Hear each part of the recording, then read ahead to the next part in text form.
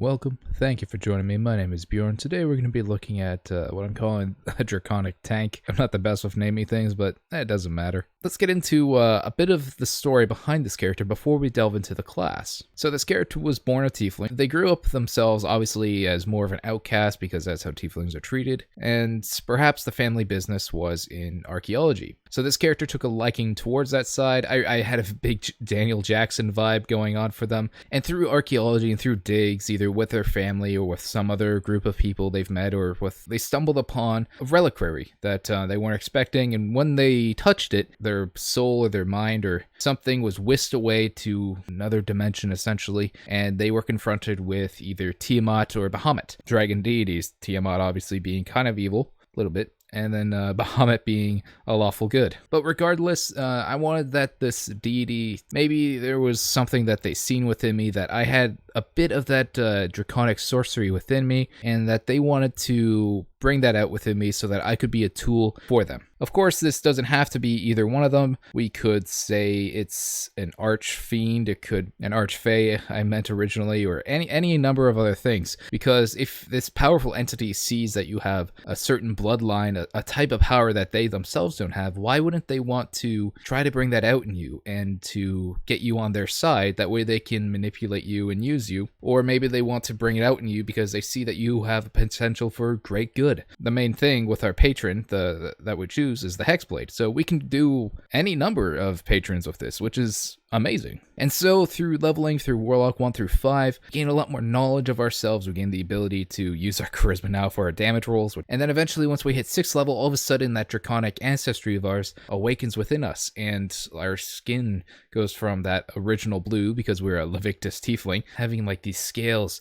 and maybe our hands start to turn into claws. And this could be like over the course of like a week or something like that. Like the party, maybe if you're not an asshole, they actually care about you and they want to see this through and like make sure you're going to be alive by the end of it. And it could be a role-playing experience in which, you know, maybe there's a cleric or a druid or someone has to continuously be there to heal you. Then by the end of it, your draconic sorcery awakens within you and you've taken on this new appearance. In my case, I was thinking about either a blue dragon or a silver dragon. I'm leaning towards a silver dragon because with the Levictus tiefling, we gain a natural cold affinity towards us, and I like that. And I really like the idea of having a bit of some silver metallic along with blue. I thought it would be a very beautiful, like icy blue scales that would be going up and down of our arms and our legs and maybe up to our neck and stuff like that. Have a bit of a silvery sheen to them. And then as we progress through the sorcery, we gain more, of course, of the draconic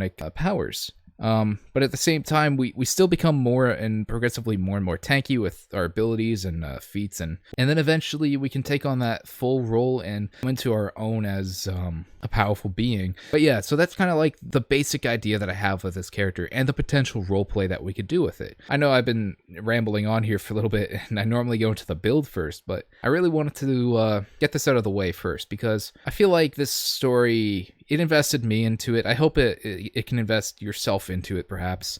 Maybe inspire you to create a tiefling dragon kind of sorcerer of your own in some way. But besides that, let's go ahead and just jump into the build real quick here. I'll show you what I ended off with. So of course, with having both a multi-class, the Warlock and the Sorcerer require a charisma of 13, so really nice multi-classing for us. Obviously, focus on getting that charisma up as your highest stat priority because a lot of your attacks, your other spell attacks, everything is going to go off of this. I'd recommend, I thankfully rolled 2 16s. Like, this is probably the highest I've ever rolled for a character, but I rolled 2 16s. I decided to dump both those into Dexterity and Con.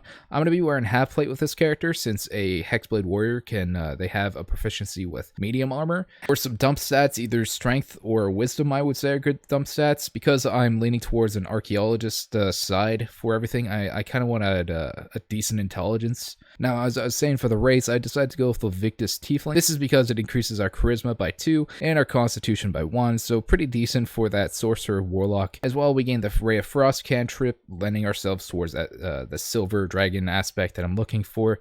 The ability to cast Armor of Agathis as a 2nd level spell slot once a day, so we also gain resistance to fire damage and dark vision, so pretty standard for a Tiefling, but regardless, very useful for us. As for the background, of course I mentioned I went with the archaeologist. I decided I had to make a custom background in D&D Beyond. I don't really like that it forces you into certain traits for the skills personally. Regardless, all you need to do is make a custom background, use all the same settings. I decided to go with persuasion and investigation. I felt like this character would have to persuade people in order to go into certain places. It only made sense. And investigation because you're investigating ruins and all that. And let's go ahead and get into the class.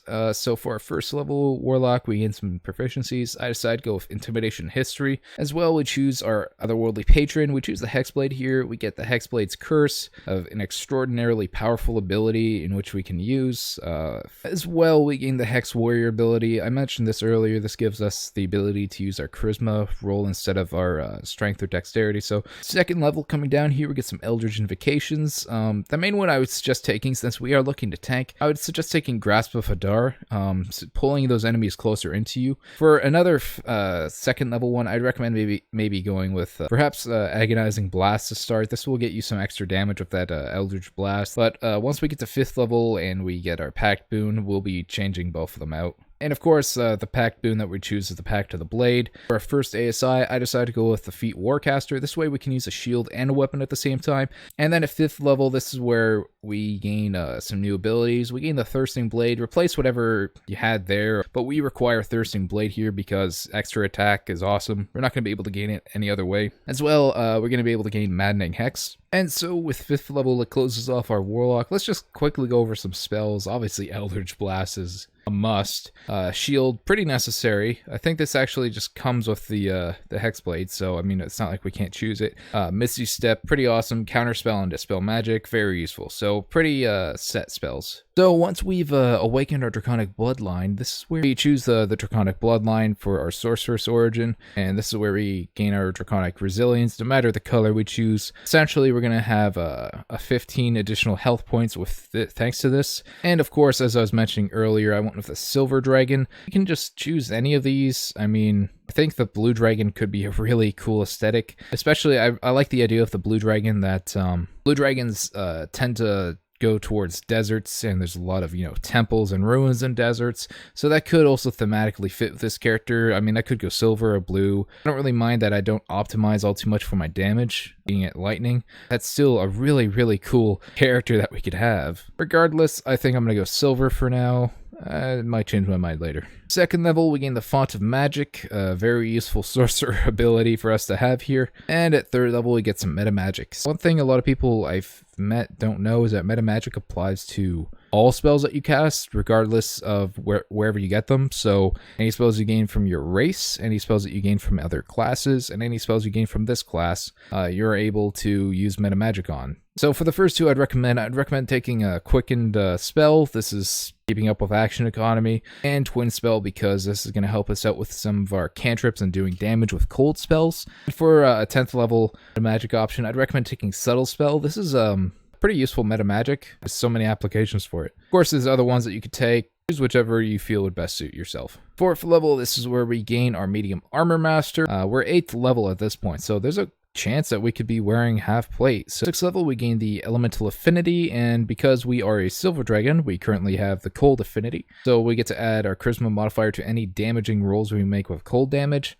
I lent myself more towards cold dealing cantrips. If you just go with the Blue Dragon or something else, just lean yourself more towards that sort of area of magic. 8th level, we get to choose another feat. I decided to go with Resilient Constitution. This benefits this class so much in that it helps with our spell casting. We already have Warcaster. This helps with our health. We become more tanky, and this is awesome. This is beautiful. I decided to go with Tough here. This essentially increases our health by 40 by the time we hit level 20. At 14th, which is 19th level total, we gain our Draconic Wings. We're able to fly, which is pretty fucking awesome. Of course, with us wearing half plate, just make sure blacksmith that you've spoken to, that you create a new set of armor that could better help you fit into these wings so that your wings can spread out of your back without destroying your armor. I mean, it should be pretty easy. Half plate really fits into this build with that idea in mind. And the reason why I brought this up to 15th level actually is because we gain access to 8th level spells with the sorcerer. There is, of course, if you wanted to get the 6th level Warlock ability, a Cursed Spectre, you can. It doesn't really, I feel like, fit into this character's roleplay all too much, though. Like, you're raising a dead spirit, like, it doesn't really fit into that draconic bloodline aspect with the patrons that I'm looking at right now, so I decided not to go with it, and I opted for gaining an 8th level spell. So yeah, as we can see here, I mean, we ended off pretty well. I mean, this isn't a very skilled class. Normally, I really like to have all the skills I can, but in this case, I really didn't mind having this niche skill build with history and investigation lending itself towards that archaeology and the intimidation and persuasion because I'm charismatic and I'm able to do that. If you think about it being a tiefling as well as, you know, having very draconic aspects to yourself, like a tiefling alone is intimidating, a dragonborn alone is intimidating. You're essentially becoming both in this case. And it could be a scary motherfucker with this character. We ended off with a pretty decent amount of health. This is rolled for us, of course, so you could always roll better or worse than this. But considering most of our, we're mostly rolling D6s, that's a pretty chunk of health right there that we got from D6s. And of course, if we didn't go with the draconic origins or the tough feat, that'd be a minus 55 to our health, so we'd be it'd be like 167.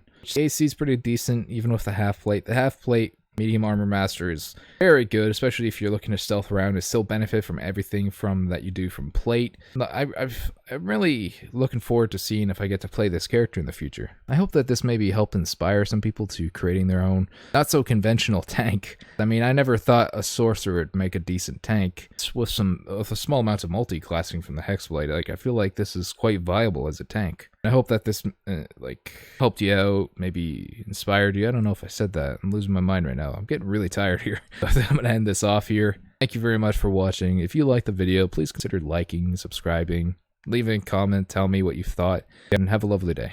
Bye-bye.